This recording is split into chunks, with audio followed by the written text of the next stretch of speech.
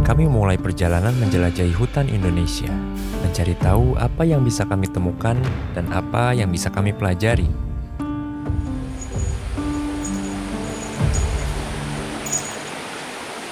Ya, halo sobat sekalian, kali ini kita sedang berada di kawasan hutan Cijambu, dan untuk kali ini kita sedang berada di koordinat 6 derajat 50 menit 4 detik Lintang Selatan dan juga 107 derajat 45 menit 55 detik bujur timur. Dan untuk elevasi kali ini kita berada di 1370.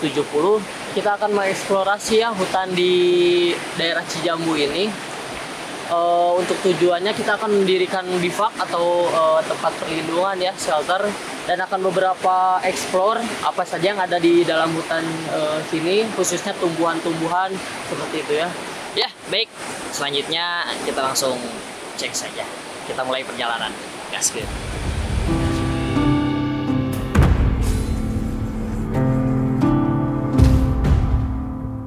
Dan benar saja, baru beberapa menit kami berjalan, kami sudah menemukan tanaman yang bisa kita konsumsi untuk menambah energi ketika dalam perjalanan. Oke, baik teman-teman. Ini namanya pacing, bisa dilihat. Dia daunnya seperti ini, ada 3 daun, kayak mirip bentuk klope lagi lah ya. Terus juga dia punya batang yang lumayan cukup panjang dan juga agak kurus gitu ya. Dan ini bisa dimakan juga untuk menambah stamina ketika memang ketika berkegiatan di alam bebas itu tidak ada nutrisi ataupun tidak ada air yang untuk dimakan. Ini bisa dicoba. Oke teman-teman, untuk pacing ini yang dapat kita konsumsi itu batang maupun daunnya tuh bisa kita konsumsi ya. Kita coba ya bagaimana rasa pacing ini.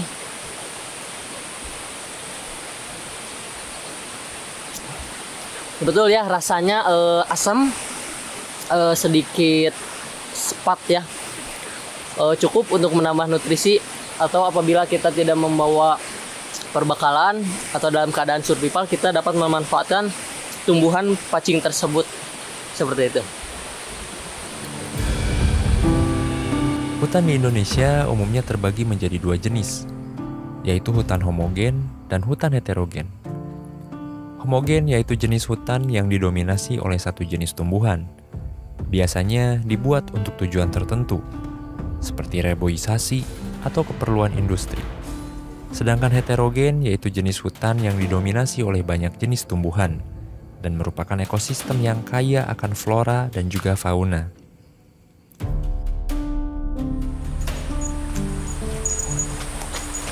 Ya, teman-teman sekalian, bisa dilihat di sekitar ya.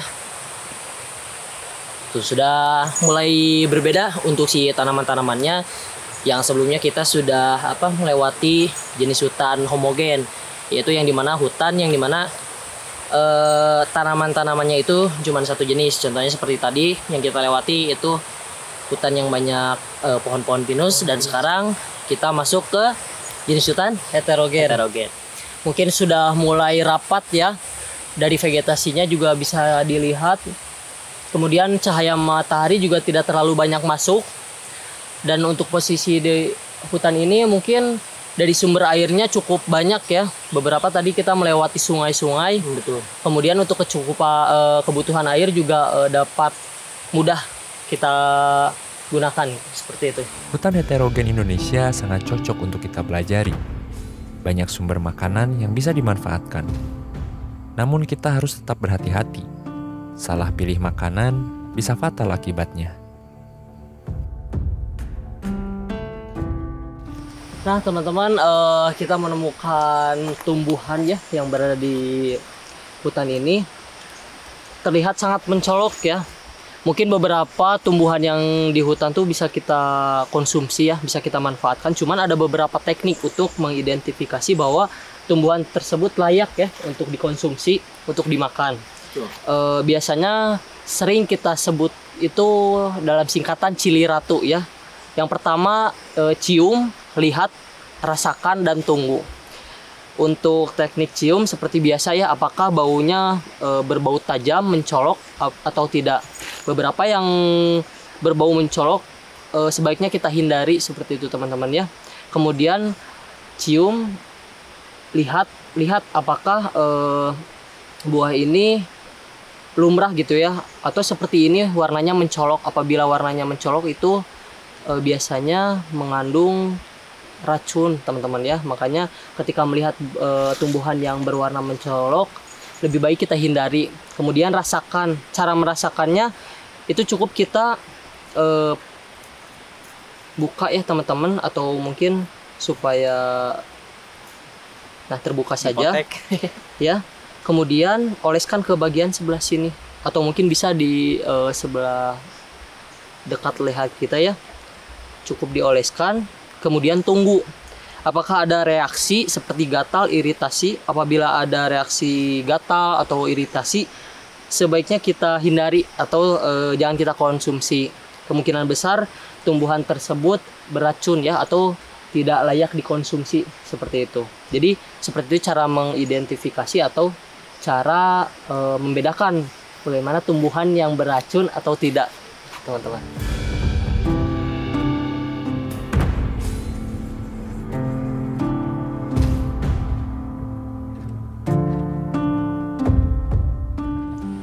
Nah teman-teman, untuk karakteristik hutan heterogen ini ada beberapa ciri khasnya, yaitu beberapa pohon memiliki seperti ini, lumut ya.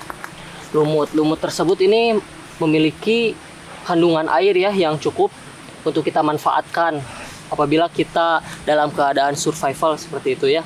Bisa kita manfaatkan sebagai cadangan air. Memang tidak terlalu banyak, tapi cukup untuk memenuhi kebutuhan cairan kita. Mungkin ada beberapa prosesnya ya, tidak kita langsung konsumsi. Ada beberapa teknik-teknik filtrasi air. Lalu kita bisa manfaatkan sumber air dari lumut tersebut. Oke, kita lanjut lagi ya perjalanannya. Tempat ini cukup lembab. Terlihat banyak lumut yang tumbuh di batang-batang pohon. Ini menandakan sebuah ekosistem yang seimbang. Walaupun lumut adalah jenis tumbuhan epifit, artinya dia tidak mengambil nutrisi dari pohon inangnya, tapi mereka menangkap nutrisi dari air hujan yang mengalir di batang pohon dan dari debu atau serpihan organik yang menempel. Itu sebabnya di hutan hujan tropis, batang pohonnya terdapat banyak lumut.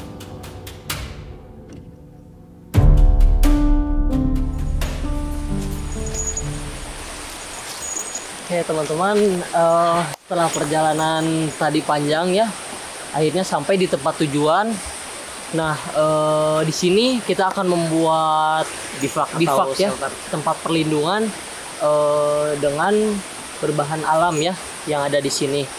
Nah, dan tempatnya juga cukup enak untuk yang sekarang, dengan area lapangan yang cukup luas dan juga untuk akses air. Ini bisa kita turun ke bawah untuk mencari, misalnya entah nanti di bawah ada sumber makanan ataupun nanti kita akan menggunakan air untuk kebutuhan ketika kita berkegiatan selama di lapangan ini. Ketika kita berkegiatan di alam bebas, selain kita harus mengetahui jenis-jenis tumbuhan yang bisa dikonsumsi, kita juga harus bisa membuat perlindungan. Bivak dan api adalah sumber perlindungan kita ketika di hutan. Ada beberapa teknik dalam membuat api, yaitu menggunakan batu api dan baja dengan cara digesek sampai mengeluarkan percikan api. Ada yang menggunakan gesekan kayu atau bodril untuk menghasilkan serbuk kayu panas. Atau bisa menggunakan kaca dengan memfokuskan sinar matahari ke satu titik kecil untuk menghasilkan panas. Nah teman-teman, kali ini kita membuat bivak. Cuman untuk bivak yang kita buat ini bivak buatan ya, yaitu bivak plyseed. Mungkin beberapa yang harus dipersiapkan untuk pembuatan bivak plyseed. Yang pasti harus ada tiang ya. Harus ada tiang, ataupun kalau tidak ada tiang kita bisa memanfaatkan pohon-pohon yang ada, tingginya disesuaikan saja, kemudian menggunakan tali untuk penguatnya seperti itu. Kemudian kita juga menggunakan pasak-pasak, beberapa pasak dari ranting-ranting pohon ya yang dapat kita gunakan. Sebenarnya bivak ada beberapa macam ya. Bivak tuh ada bivak alam, ada bivak buatan. Nah, jika bivak alam kita memanfaatkan beberapa kebutuhan yang ada di alam seperti batang kayu, dedaunan. Kemudian untuk talinya kita bisa menggunakan dari akar-akar seperti itu ya. Kemudian itu untuk bivak alam buatan. Ada juga bivak alam yang memang sudah tersedia dari alam itu tersendiri. Contohnya seperti pohon tumbang, kemudian ada goa. Nah, itu bisa kita gunakan untuk tempat perlindungan sementara seperti itu. Nah, setelah pembuatan bivak atau shelter, selanjutnya kita akan menyalakan api ya, membuat api menggunakan fire starter.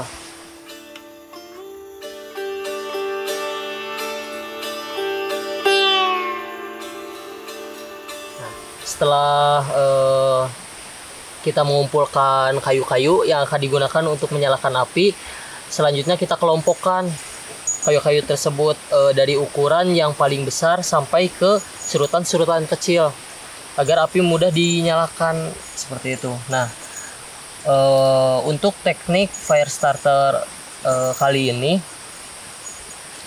kita menggunakan seperti ini ya, alatnya. Kemudian ada alat bantunya, yaitu karklot yang terbuat dari kain ya, bisa dibilang juga arang kain. Karklot ini digunakan supaya memudahkan percikan api menyebar ke kayu tersebut. Untuk cara penggunaan fire starter ini, cukup kita gesekkan ke karklot yang sudah kita siapkan di atas tumpukan serutan kayu untuk memudahkan api menyala. Untuk cara penggunaannya seperti ini ya teman-teman, cukup digesekkan ke karklot yang sudah kita siapkan. Nah,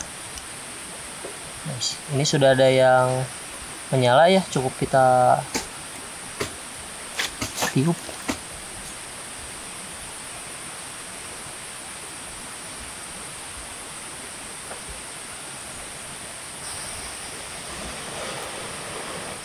Nah, seperti ini teman-teman.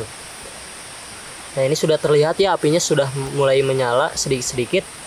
Nah, setelah api menyala, kita mulai menyusun ranting-ranting mulai dari yang terkecil sampai yang terbesar. Nah, seperti ini.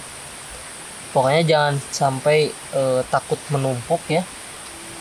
Dengan kita menguasai itu semua, setidaknya kita bisa meminimalisir hal-hal yang mungkin bisa mengancam kita ketika kita berkegiatan di alam bebas.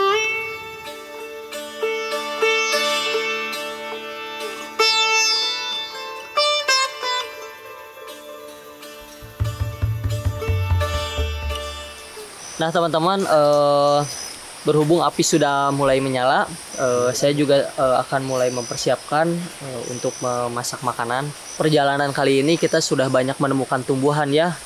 Contohnya tadi kita menemukan tumbuhan pacing, kemudian ada juga tumbuhan-tumbuhan pisang ya, yang kita bisa konsumsi bagian batang bagian dalam. Banyak juga beberapa tumbuhan bambu, rebung, kemudian tadi ada buah-buahan yang dapat dikonsumsi, dan beberapa sumber mata air selain dari sungai gitu ya, sumber mata air dari hutan itu tersendiri yang dapat kita pergunakan.